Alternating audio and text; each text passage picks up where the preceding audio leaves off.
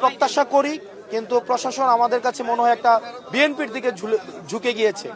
সহজ কথা, প্রশাসনের যে দ্বিচারিতামূলক আচরণ সেটি নিরপেক্ষ, সুষ্ঠু, অংশগ্রহণমূলক নির্বাচন কতটা হতে পারে সেটি নিয়ে আসলে আমরা শঙ্কা প্রকাশ করছি। জাতীয় সংসদ নির্বাচনকে সামনে রেখে এবং গণভোটকে সামনে রেখে আমরা আজকে জাতীয় নাগরিক পার্টি এনসিপি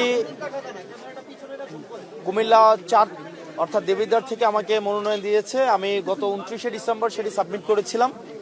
আজকে মনোনয়ন বাছাই হয়েছে এবং প্রাথমিকভাবে মনোনয়নটিকে বৈধ ঘোষণা করা হয়েছে।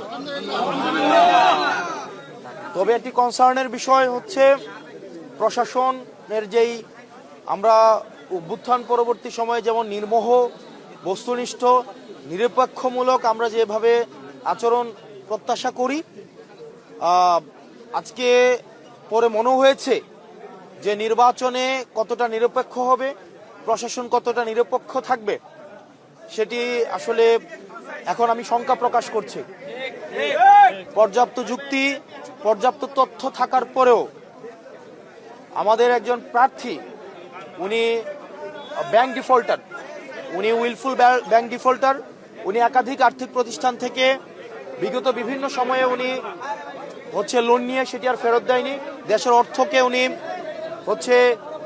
তসরুফ করেছেন এবং ব্যাংক ডিফল্টার হওয়া সত্ত্বেও উনি সেটিকে এই তথ্যটি যখন গোপন করে এবং হাইকোর্ট স্টে দেওয়ার তথ্যটি যখন গোপন করে, এটি ব্যক্তিগত তথ্য গোপনের পর্যায়ে পড়ে এবং আমাদের নির্বাচনী আচরণ যে বিধিমালা রয়েছে সেখানে স্পষ্ট উল্লেখ আছে, কোনো প্রার্থী যদি ইচ্ছাকৃতভাবে তার তথ্য গোপন করে হলফনামায় উল্লেখিত, তাহলে সেটি তার প্রার্থিতা বাতিলের যে বিধান রয়েছে। কিন্তু আমরা দেখতে পেয়েছি প্রশাসনের কাছে আমরা পর্যাপ্ত তথ্য প্রমাণ এবং যুক্তি উপস্থাপন করার পরেও সেখানে প্রশাসন কতটা নিরপেক্ষ আচরণ করতে পেরেছে সেটি আসলে প্রশ্নবিদ্ধ।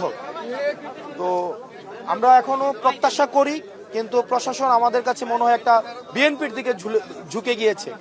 সহজ কথা, প্রশাসনের যে দ্বিচারিতামূলক আচরণ সেটি নিরপেক্ষ, সুষ্ঠু, অংশগ্রহণমূলক নির্বাচন কতটা হতে পারে সেটি নিয়ে আসলে আমরা শঙ্কা প্রকাশ করছি।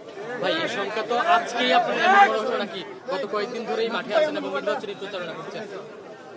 আমরা বিভিন্ন সময়ে যে প্রশাসনের যেই দেখেছি যে জুলাই গণঅভ্যুত্থানে ইতিমধ্যে পরবর্তী সময়ে বিভিন্ন সময় অনেক হামলা হয়েছে। আমরা দেখেছি হাদি ভাইকে নির্মমভাবে হত্যা করা হয়েছে, স্পষ্টভাবে প্রমাণ থাকা সত্ত্বেও আমরা এখনো পর্যন্ত দৃশ্যমান কোনো ধরনের ব্যবস্থা নেয়নি। সেগুলো প্রশাসনের গাফিলতি এবং জুলাই অভ্যুত্থান পরবর্তী সময়ে গত 1.5 বছরে আমরা দেখেছি যে প্রশাসনের আসলে দৃশ্যমান, প্রশাসনের যারা কর্তা কর্মব্যক্তি রয়েছে তারা নিজেদের সংস্কার তারা চেয়েছে তারা নিরপেক্ষ থাকতে, কিন্তু কতিপয় রাজনীতিবিদ, কতিপয় রাজনৈতিক দল তারা প্রশাসনকে, পুলিশকে নিয়ন্ত্রণ করতে চায়। সেই জায়গা থেকে পুলিশ কমিশন, অ্যাডমিনিস্ট্রেটিভ কমিশন গঠন হলেও সেটা এখনো পর্যন্ত আলোর মুখ দেখতে পায়নি। তো এই নির্বাচনের মধ্য দিয়ে প্রশাসন আসলে কতটা সংস্কার হয়েছে বা হয়নি সেটির আসলে বহিঃপ্রকাশ ঘটবে। দেবিদ্বারবাসীর জন্য বলবো, দেবিদ্বারের মানুষের কাছে প্রত্যাশা এবং আহ্বান থাকবে, আপনারা ভোট দিতে আসবেন। দেবিদ্বারে আবার আমরা চাই, এতদিন পর্যন্ত আপনাদের ভোটাধিকার বঞ্চিত করা হয়েছে, এখন আপনাদের ভোট দেওয়ার সুযোগ আসছে, যোগ্য প্রার্থীকে বেছে নেওয়ার সুযোগ আসছে।